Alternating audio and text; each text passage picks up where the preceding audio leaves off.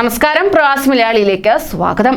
രാജ്യത്ത് സമ്പൂർണ്ണ കർഫ്യൂ പ്രഖ്യാപിക്കേണ്ട ആവശ്യമില്ലെന്ന് കോവിഡ് പ്രതിരോധ സമിതി മേധാവി അറിയിച്ചിരിക്കുകയാണ്. റമദാന്റെ അവസാന 10 ദിവസങ്ങളിൽ സമ്പൂർണ്ണ കർഫ്യൂ ഏർപ്പെടുത്തുമെന്ന റിപ്പോർട്ടുകൾ നിഷേധിച്ചുകൊണ്ടാണ് രാജ്യത്ത് സമ്പൂർണ്ണ കർഫ്യൂ ഏർപ്പെടുത്തേണ്ട ആവശ്യമില്ലെന്ന് കോവിഡ് പ്രതിരോധ സുപ്രീം സമിതി ഉപദേഷ്ടാവ് ഡോക്ടർ ഖാലിദ് അൽ ജാറല്ല വ്യക്തമാക്കിയത്.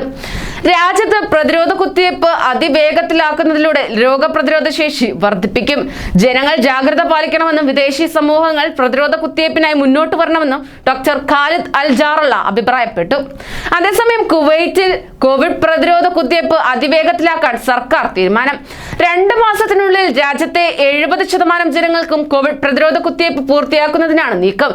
ഇതിന്റെ ഭാഗമായി രാജ്യത്തിന്റെ വിവിധ പ്രദേശങ്ങളിൽ കൂടുതൽ വാക്സിനേഷൻ കേന്ദ്രങ്ങൾ തുറന്നതായും പേർക്കും എടുക്കുന്നതിനും എത്രയും വേഗം രജിസ്റ്റർ ചെയ്യണമെന്നും ആരോഗ്യ മന്ത്രാലയം വ്യക്തമാക്കി. കുവൈറ്റിൽ കഴിഞ്ഞ 24 മണിക്കൂറിനിടയിൽ പുതുതായി 1429 പേർക്ക് കൂടി കൊറോണ സ്ഥിരീകരിക്കുകയുണ്ടായി. 9 കോവിഡ് മരണവും ഇതോടൊപ്പം തന്നെ റിപ്പോർട്ട് ചെയ്തു. ഇതുകൂടാതെ മെഡിക്കൽ സഹായമായി കുവൈറ്റിൽ നിന്നുള്ള ആദ്യ വിമാനം ഇന്ത്യയിൽ വരികയുണ്ടായി. സൈനിക വിമാനത്തിൽ ശനിയാഴ്ച മുതൽ ആവശ്യമുള്ള ഓക്സിജൻ സിലിണ്ടറുകളും മെഡിക്കൽ ഉപകരണങ്ങളും ഇന്ത്യയിൽ എത്തിക്കുമെന്ന് ഇന്ത്യയിലെ കുവൈറ്റ് സ്ഥാനപതി ജാസിം അൽ നജീം പുനെയെ അറിയിക്കുകയുണ്ടായി. ഓക്സിജൻ സിലിണ്ടറുകൾ കൂടാതെ വെന്റിലേറ്ററുകൾ തുടങ്ങിയ മെഡിക്കൽ ഉപകരണങ്ങളും കുവൈറ്റിൽ നിന്നും എത്തിക്കും. ഇന്ത്യയിലെ ആശുപത്രികളിൽ ക്ഷാമം നേരിടുന്ന മെഡിക്കൽ വസ്തുക്കളാണ് എത്തിക്കുന്നത്.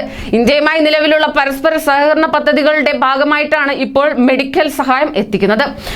കോവിഡ് പ്രതിസന്ധിയുടെ ആരംഭത്തിൽ കുവൈറ്റ് സഹായവുമായി ഇന്ത്യയിൽ നിന്നും ആരോഗ്യ വിദഗ്ധ സംഘം കുവൈറ്റിൽ എത്തുകയുണ്ടായി. പ്രത്യേകിച്ചും ഇന്ത്യ കുവൈറ്റ് നയതന്ത്ര ബോധത്തിന്റെ 60ാമത് വാർഷികം ആഘോഷിക്കുന്ന ഘട്ടത്തിൽ ഇരു രാജ്യങ്ങളും തമ്മിൽ തുടരുന്ന ചരിത്രപരമായ ബന്ധം കൂടുതൽ ശക്തമാക്കുകയാണ് ലക്ഷ്യമെന്നും സ്ഥാനപതി പറഞ്ഞു.